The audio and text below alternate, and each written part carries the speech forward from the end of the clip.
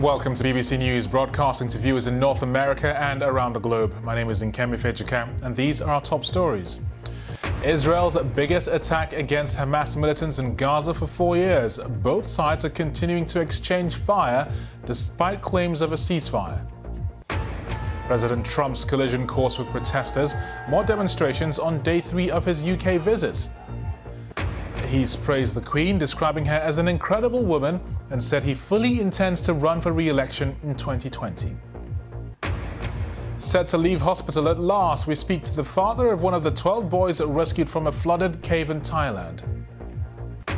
And a huge iceberg threatens a village in western Greenland. Officials say that further splits could cause a tsunami.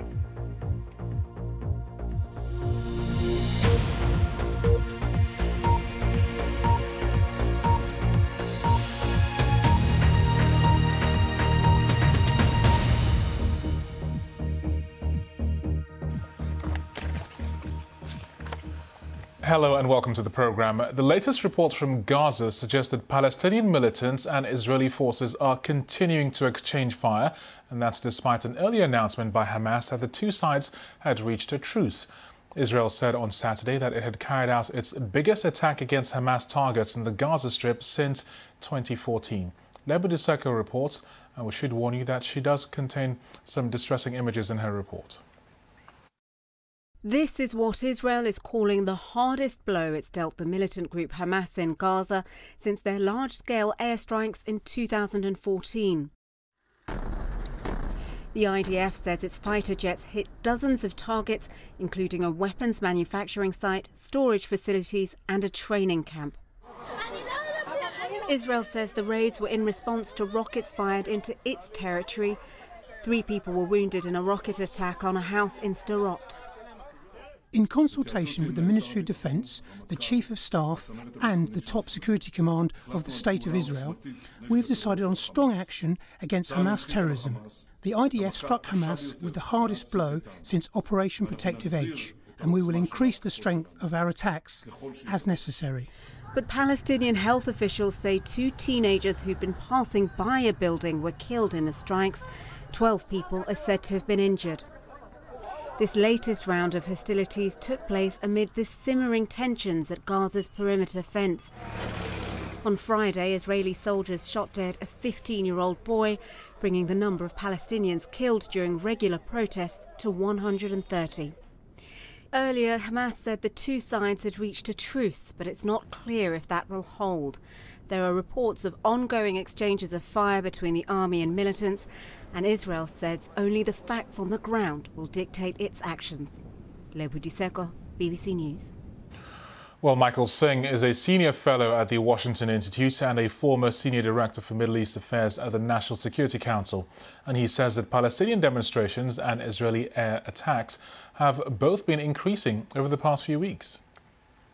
We have seen since the end of May, everyone will remember those demonstrations which were taking place on the Gaza border, which were followed by these so-called incendiary kites, the kites which are aflame and land in Israel and have caused quite a bit of fires.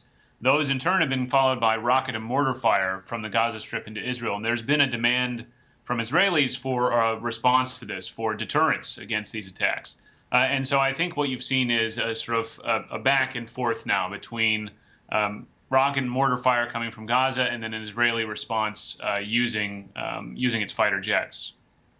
This ceasefire that we've been talking about, has it held? Do you know? It has not held, as far as I know. As far as I know, there was also additional mortar fire Sunday morning in Israel. But this attempt for a ceasefire to be mediated by Egypt has been going on for some time, really since this exchange of rockets and mortars and then airstrikes by Israel has been going on, because there's worry, I think, on all sides, the Egyptians, the Israelis, both, that essentially Gaza is a powder keg, and this could at any point escalate into a full-blown conflict. And what is Hamas's end game here? What are they trying to achieve? Well, it seems that what Hamas is trying to achieve is to break out of this isolation which has been imposed not just by Israel, but also by Egypt and by the Palestinian Authority. There have been sanctions from Mahmoud Abbas, the president of the Palestinian Authority, against Gaza for some time now, dating back to an assassination attempt against a Palestinian minister in Gaza. And so it seems that Hamas is using the demonstrations, using the kites, using now the rocket and mortar fire as a way to sort of agitate and get out of that isolation. And just to go back to the point that you made just a little bit earlier about Gaza being a powder keg, and that's basically to avoid full-blown conflict between Hamas and Israel once again, is that right? Well, that's right. Obviously, we've had a nearly now 3.5-year lull since the last major conflict. I don't think either side in this case wants an open confrontation. Both sides probably would like to avoid that if they can, but that's awfully difficult to avoid when you have this back and forth exchange of violence. And so there's going to need to be some sort of new approach to Gaza, and you have the UN coordinator, Nikolai Mladenov, working on that. I do believe the White House itself is working on a new approach to Gaza, because I think there's wide recognition of just how dangerous the situation is. Okay, that new approach, do we know what it might entail? Well, I think the focus right now is on less of the sort of big ticket projects in Gaza, which have been the focus in the past, and more an effort to sort of, in exchange for a calm in Gaza, and a calm and end to these rocket and mortar attacks, an increase in the sort of quick rehabilitation projects which might make a difference on the ground in Gaza. It may sound a lot like what's happened in the past, but I think there's an effort to bring things online quickly as opposed to some of the larger projects which have gone on in the past. And that was Michael Singh. Just a reminder that you can keep up to date with all the latest news from the Middle East on our website. You'll find further reaction and analysis regarding the current situation in Gaza, as well as reports from correspondents and eyewitness accounts. Just go to bbc.com/news or just download the BBC News app. President Trump has confirmed during his visit to the UK that he intends to run for re-election in 2020. He made the comments during an interview with the journalist Piers Morgan. The US president also spoke about his meeting with Queen Elizabeth. He described the British monarch as an incredible woman. So sharp, so beautiful were his words. There's been a third day of anti-Trump protests, including a demonstration as the president was playing golf at his Turnberry resort in Scotland, which is where Lorna Gordon sent this report from. This has been described as a private visit to Scotland, but President Trump is not publicity shy, making his way around the Turnberry fairways, acknowledging the waiting media and protesters. Donald Trump, the businessman, owns 2 golf courses in Scotland. Donald Trump, the president, calls his Ayrshire resort magical.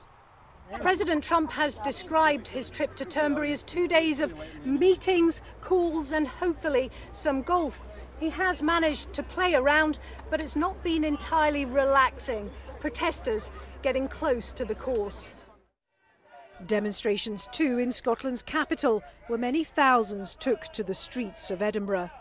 We don't agree that he doesn't have a special relationship with the British people, and we just need to exercise our right to protest. He is a cruel, horrible man, and I feel as an American I should speak out.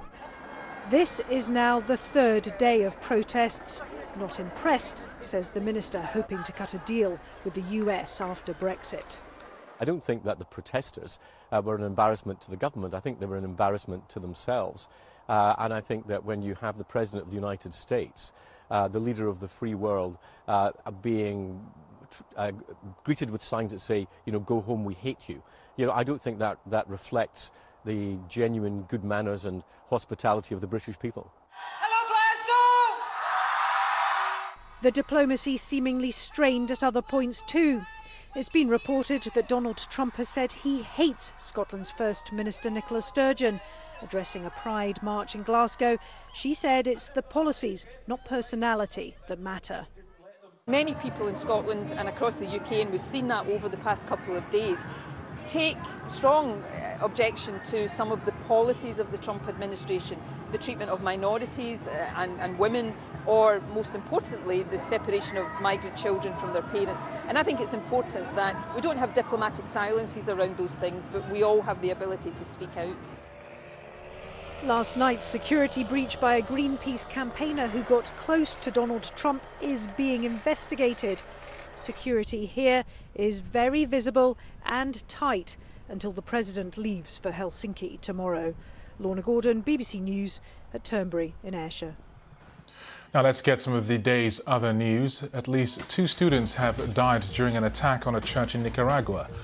Dozens of students had been taking part in anti-government protests when they came under attack from paramilitaries and became trapped in the church on Friday evening. They could be escorted out after the intervention of the Roman Catholic cardinal and another bishop. Hundreds of people had been holding a vigil outside the church. Officials in Somalia say at least 7 people have been killed in 2 car bombings in Mogadishu. 5 of the dead are said to be from the Islamist group Al-Shabaab, which carried out the attack. British police have recovered more than 400 items and samples in connection with the poisoning of a couple. Dawn Sturgis and Charlie Rowley were exposed to the nerve agents Novichok last month. Ms. Sturgis died last weekend, while Mr. Rowley remains in a critical condition in hospital. Now, the British Prime Minister Theresa May has warned her own Conservative MPs not to put the government's plans for Brexit at risk. She has appealed for them to back her in key votes in the House of Commons in the coming week. Our political correspondent Ian Watson has more details. Basically, some long-standing Leave campaigners are unhappy with her Brexit plan, her white paper. So they're trying to scupper key elements of it by trying to change legislation in the House of Commons next week. And writing in the Mail on Sunday, she's warning them that if they do so and don't get behind her plan, they risk a disorderly Brexit, or as she puts it, possibly even risking Brexit itself. The Mail on Sunday splashed its front page saying, "Back me or there'll be no Brexit." So tough words from the Prime Minister for some of the long-standing Brexiteers, but tough words also for some Remainers who wanted to stay in a customs union with the EU, because she says that would be a betrayal of Brexit. And there's further pressure on the Prime Minister tonight with another ministerial resignation. Andrew Griffiths, who is a business minister, has resigned because apparently, according to the Sunday Mirror, he's sent a rather large number of texts of a sexual nature to some of his constituents. But I think the Prime Minister will be relieved tonight that this is one resignation that appears to have nothing to do with Brexit. And I think she'll have to be as relaxed as Larry the Cat in a very challenging week ahead. 12 boys and their football coach, rescued from a flooded cave in Thailand, are to be discharged from hospital on Thursday. The date was revealed at a news conference, during which a new video of the boys was also shown. The father of one of the boys, who's the team captain, has been speaking to the BBC. Martin Patience reports from Thailand. They're arguably the world's most famous football team. The latest pictures from hospital where the boys are building up their strength. This player wants to eat crispy pork and fried rice. Another boy is after some sushi. And a third wants a KFC. Thank you so much.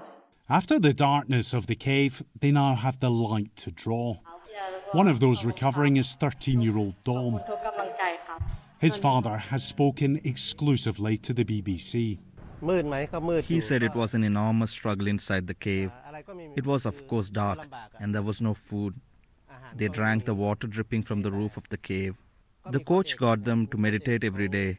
It created a tight group and they all stayed together.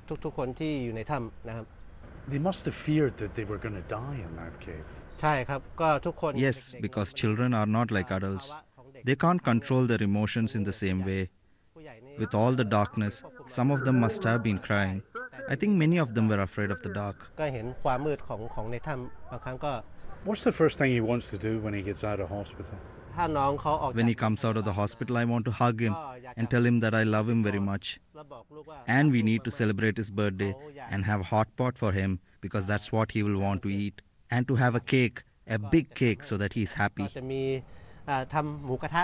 And Dom won't have to wait long for his belated birthday. Officials say the boys will be out of hospital in a few days.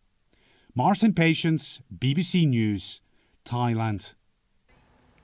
Stay with us on BBC World News, because still to come, Belgium beats England in the World Cup's third-place playoff. It's their best ever finish at the tournament.